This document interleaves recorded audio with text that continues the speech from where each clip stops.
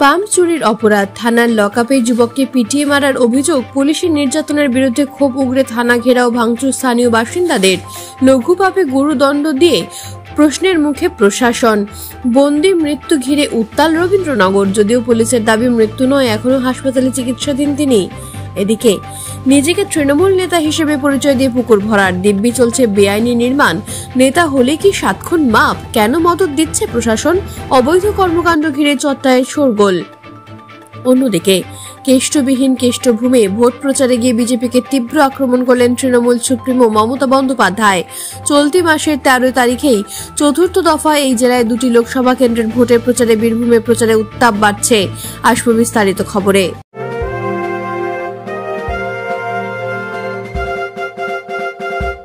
রামকৃষ্ণ বজবজ বিভাগীয় বস্ত্র বিপণী, বজবজ কলেজের সামনে। বৃহত্তর বজবজে পরিবার সহ বসে খাবার মতো একমাত্র শীততাপ রেস্টুরেন্ট কলাপাতা। দেশি বিদেশি খাবারের জন্য অবশ্যই আসুন কলাপাতা। হোম ডেলিভারি ব্যবস্থা।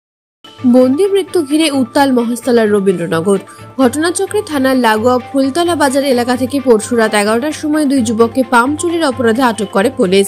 অভিযোগ, গতকাল সকালে তাদের খাবার দিতে গেলে জানা যায় তাদের একজন স্থানীয় গার্ডেন স্টেট হাসপাতালে ভর্তি আছেন। বিকেলে খবর আসে সেই যুবককে এসএসকেএম হাসপাতালে স্থানান্তরিত করা হলে সেখানে তার মৃত্যু হয়েছে বলে খবর উঠে যায়।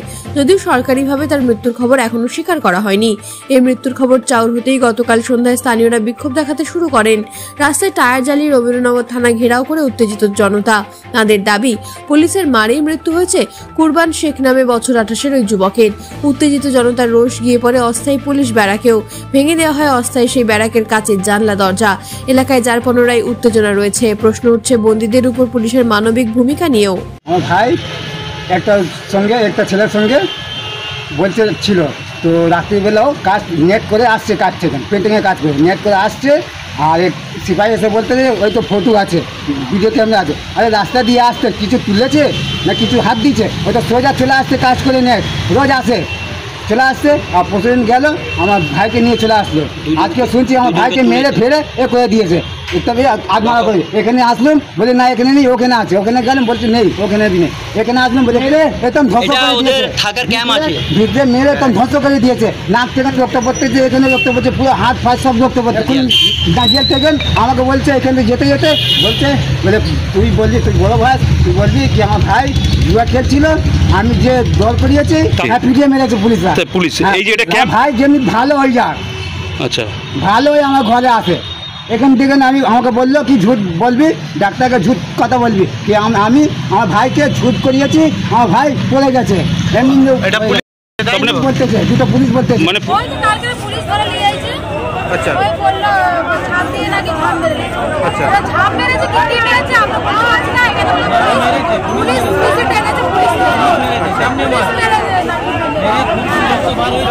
একটা চুরি হয়েছে, তো চুরির মধ্যে ছেলেটা ঘর দিয়ে এনেছে। এবারে ঘরে আসার পর 12 ঘন্টা পরে কোর্টে পাঠাবে, তো কোর্টে পাঠায়নি। এরা মদ খেয়ে থানায় রাখিনি, চোরটাকে থানায় রাখবে, তো থানায় রাখিনি, অন্য জায়গায় রেখেছে। মদ খেয়ে ওকে পিসি মেরেছে, ঠিক আছে, 4 ঘন্টা পিসি টেনেছে ওকে। ওর অবস্থা এরকম আছে, হসপিটাল থেকে ফোন আসছে ও ছেলেটা মরে গেছে। আমরা ইনসাফ চাইছি কি যে পুলিশটা মেরেছে, তো ওকে সামনে আনাও। এরা সামনে আনাচ্ছে। নিজেকে শাসক দলের নেতা বলে পরিচয় দিয়ে বাসিন্দাদের চোখের সামনে দিব্যি ভরাট করছেন পুকুর। ভয়ে মুখ খুলতে সাহস পাচ্ছেন না মানুষ। এমনই অভিযোগ ঘিরে শোরগোল বেঁধেছে ঠাকুরপুকুর মহেশতলা ব্লকের চট্টা দিলখুশ মাঠে।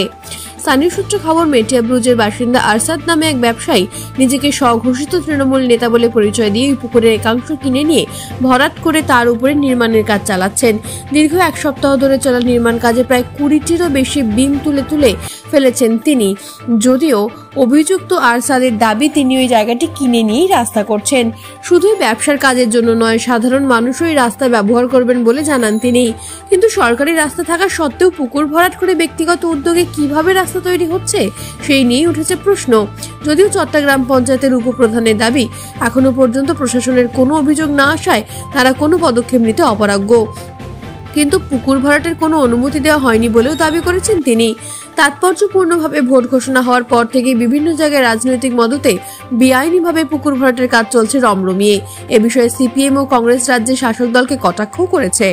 আমি এক টিএমসি নেতা, আমার ভাই আছে আর আমরা টিএমসি পার্টি করি, ওটা বিজেপিরা বন্ধ করেছিল। এটা আমার জায়গাটা নিজস্ব কেনা আছে আর এটা রাস্তার উপরে এটা মানে ছিল, এটা আমি রাস্তা করছি পুরো জনসাধারণের পুরো পাবলিক জন্য। এটা 24 জিন্দগি ভর ফ্রি, সবার লেগে ফ্রি করছি। ঝিলের উপরে আপনি দেখা পাচ্ছেন এরকম কোনো জায়গা নেই, আপনি দেখতে পারেন। আমার কাছে ব্লু প্রিন্ট আছে, আমার কাছে কাগজ আছে, আমার কাছে সমস্ত কিছু আছে, আপনি দেখতে পারেন। এর আগে এটা পশ্চিমবঙ্গের নতুন কোনো ঘটনা না, এটা চটা দিলখুশ মাঠের পাশের ঘটনা হোক আর দক্ষিণ 24 পরগনার বিষ্ণুপুরের কোনো ঘটনা হোক, 2012 সাল 11 সালের পর তৃণমূল সরকার আসার পর থেকে এটা পশ্চিমবঙ্গের নিত্য নতুন ঘটনা। একদিকে মোদী সরকার গোটা দেশের সম্পত্তি বেচে দিচ্ছে আর এদিকে তৃণমূল সরকার গরিব মানুষের সম্পত্তি বেচে দিচ্ছে। আমরা সিপিআইএমের পক্ষ থেকে প্রথম থেকে বলে এসেছি, এই তোলামূল সরকারের বিদায় না ঘটাতে পারলে পশ্চিমবঙ্গে এই ঘটনা, এই অন্যায় চলবে। একমাত্র তৃণমূল সরকারের অবশাসনের মধ্যে দিয়ে পশ্চিমবাংলার এই অন্যায় বন্ধ হবে।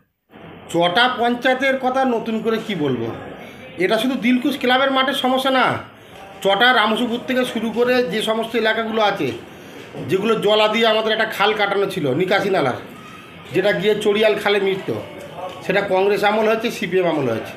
যেমন পশ্চিমবাংলার জন্য সিদ্ধার্থ শঙ্কর রায়, জ্যোতি বসু যারা উন্নয়ন করে গেছিলেন, আজকে মমতার আমলে সেই উন্নয়নগুলোকে ধ্বংস করছে। আজকে চটা পঞ্চায়েতও ঠিক তাই। শহীদ মোল্লা সাহেব চটা মানুষের জন্য, মা বোনেদের জন্য যে সমস্ত ঝিল থেকে শুরু করে পুকুর, দুদিকে দুটো করে সান দিতে দিয়েছিল, সেইগুলোকে আজকে বন্ধ করে দিয়ে চটার যে সমস্ত তৃণমূলের সব তোলাবাজিরা আছে তারা সেগুলোকে নিয়ে উন্নয়ন করছে। এটা শুধু আটসাদের ব্যাপার নয়, চটা এরম রহ চলছে, কখনো পুকুর বুঝিয়ে দিচ্ছে, কখনো জলাভূমি বুঝিয়ে দিচ্ছে। আজকের যে দিলখুশ ক্লাবের মাঠটা নিয়ে আপনারা আমাকে জানছেন, এই দিলখুশ ক্লাবের বহুদিন, আজকে আমার বাবা তার বাবারা দেখে গেছে যে ওই সানেতে এলাকার সমস্ত মানুষ, একদিকে মা বোনেরা, একদিকে সাধারণ মানুষ ওই ঘাট সরতো, তারা গোসল করতো, কেউ কাপড় টাপড় ধোয়াধুয়ি করতো। আজকে সে একজন বাইরে থেকে এসে, ওটা তো অঘোষিত একটা তৃণমূলের অফিস হয়েছে আরশাদ বাবুর, ওইটা আজকে তৃণমূলরা ওখান থেকে তোলা তুলে তাকে ওই পুকুরটাকে বুঝিয়ে তাকে একটা ইমারতি দ্রব্য করার মতো ব্যবস্থা করে দিচ্ছে। প্রশাসনের কথা আর বলবেন না, প্রশাসনের যে ব্লক সভাপতি, একটা থানার বড়বাবু আইসি যারা আছেন, তারা সেই এলাকার ব্লক সভাপতির কাজ করছেন, তারা কালীঘাটে রিপোর্ট পাঠাচ্ছেন কে কত টাকা তুলছে। আমি বিশেষ সূত্রে জানতে পেরেছি যে ওখানে যে রাস্তাটা আছে সরু, আর ওখানে একটা টুকরো কাপড়ের গোডাউন আছে। ওই গোডাউন মালিক সুবিদ আলী মোল্লাদের ওয়ারিশানের কাছ থেকে একটা কিছুটা জমি, 1 কাঠা বা তার একটু বেশি হতে পারে, যেটা জানিয়েছে, যে সেটা দিয়ে সে ওই রাস্তাটাকে চওড়া করছে। তার যেহেতু ওখানে 4 চাকার গাড়ি ঢুকতে পারে না, মাঠের উপর দিয়ে ঢোকার কিছু সময় গাড়ি ঢোকে, তো মাঠে যারা খেলাধুলা করে বা ওই ক্লাবের আপত্তি থাকায় সে মালিকের কাছ থেকে একটা জায়গা কিছুটা নিয়ে সে ওখানে ওই রাস্তাটাকে চওড়া করার উদ্দেশ্যে ওই পুকুরের পাড়টা বাঁধছে। পুকুরের কোনো অংশ ভরাট করলে আমরা নিশ্চয়ই তাকে বাধা দিয়ে বন্ধ করে দেব। আমাদের পঞ্চায়েতের কোনো পারমিশনও নেই, এখনও পর্যন্ত কেউ আমাদের কাছে আপত্তিও জানায়নি। আগামী 13ই মে গোটা দেশের সাথে লোকসভা নির্বাচনে চতুর্থ দফায় বীরভূম জেলায় 2টি আসনে ভোট গ্রহণ পর্ব অনুষ্ঠিত হবে। বিগত নির্বাচনগুলিতে এই জেলায় বীরভূমের জেলা সভাপতি অনুব্রত মণ্ডল ওরফে কেষ্টদা তার নিজস্ব ভোট মেশিনারির সুচারু পরিচালনায় তৃণমূলকে নির্বিঘ্নে এই আসনগুলি উপহার দিয়েছেন, কিন্তু বর্তমানে তিনি বিভিন্ন অভিযোগে জেলবন্দী। তাই এইবারে নির্বাচন স্থানীয় তৃণমূল নেতৃত্বের কাছে প্রায় অগ্নি পরীক্ষা। গেরুয়া শিবিরের চ্যালেঞ্জকে প্রতিহত করার জন্য প্রচারের ঝড় তুলতে গতকাল ওই জেলায় উপস্থিত ছিলেন রাজ্যের মুখ্যমন্ত্রী তৃণমূল সুপ্রিমো মমতা বন্দ্যোপাধ্যায়। বিজেপির জনবিরোধী নীতির তিনি তীব্র সমালোচনা করেন। প্রসঙ্গত, ওই জেলার ভোট গ্রহণ পর্বের টাটকা খবর বার্তা এখনের দর্শকদের দেখানোর জন্য আগামী 13ই মে আমাদের সংবাদ মাধ্যমের একটি বিশেষ টিম সেখানে উপস্থিত থাকবেন। চোখ রাখবেন আমাদের বিশেষ অনুষ্ঠানে কেষ্টভূমে ভোট যুদ্ধ। নেপথ্য ভাষ্যে ডোনা জানার সঙ্গে রবীন্দ্রনগর ও মহেশতলা থেকে ঋত্বিকা দাস, বীরভূম থেকে ক্যামেরায় শুভজিৎ রায়ের সাথে সুদীপ রায় চৌধুরীর রিপোর্ট। বার্তা এখন। রামকৃষ্ণ বজবজ বিভাগীয় বস্ত্র বিপণী, বজবজ কলেজের সামনে। বৃহত্তর বজবজে পরিবার সহ বসে খাবার মতো একমাত্র শীততাপ রেস্টুরেন্ট কলাপাতা। দেশি বিদেশি খাবারের জন্য অবশ্যই আসুন, কলাপাতা হোম ডেলিভারি ব্যবস্থা আছে।